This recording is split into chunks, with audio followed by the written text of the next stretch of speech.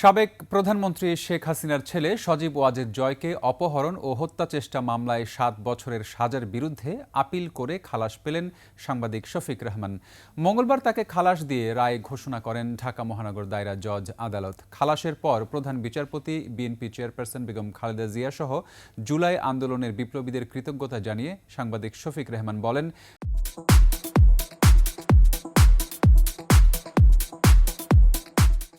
খালাসের মাধ্যমে বিচার বিভাগ স্বাধীন তা প্রমাণিত হয়েছে। এ সময় তার আইনজীবীরা বলেন, সম্পূর্ণ রাজনৈতিক উদ্দেশ্যে তাকে মিথ্যা মামলায় সাজা দিয়ে হয়রানি করা হয়েছে।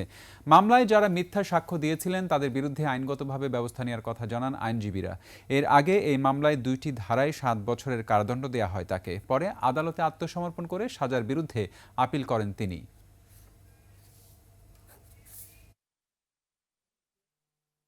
আমরা শুনানির সময় প্রত্যেকটা বিষয়ে আমাদের আর্গুমেন্টে তুলে ধরেছি। বিজ্ঞ আদালত আমাদের এই যে আবেদন মঞ্জুর করেছেন এবং এই একই সাথে ওই যে ওনাকে যে ৭ বছরের সাজা দিয়েছিল সেটা থেকে ওনাকে মুক্তি দিয়েছেন।